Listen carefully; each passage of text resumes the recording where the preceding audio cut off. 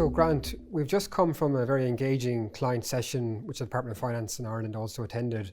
And one of the key areas we focused on was the Traditional Safe Harbour, which was released in December as part of the implementation framework. Just want to get your sense on what businesses should be looking at today as they seek to rely on that safe harbour. So all three of the safe harbour subtests are reliant on the C-by-C, country-by-country reports. So for businesses, they need to make sure that those country-by-country reports are compliant. And indeed, that's a bit of an issue. Many have used management accounts for data because this is going to be the first time that actual tax is reliant upon it. The rules have changed since they were first implemented.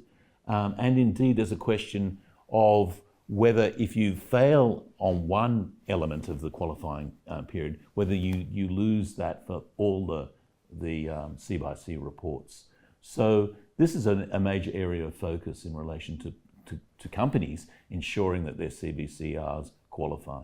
And Grant, do you expect some more guidance from the OECD on this? Indeed. So what we're expecting is a Q&A in relation to these issues, particularly the definition of qualifying and what happens if there are errors in the past. And there may be some flexibility in relation to that, but I suspect the OECD will have a fairly narrow definition that people have to follow.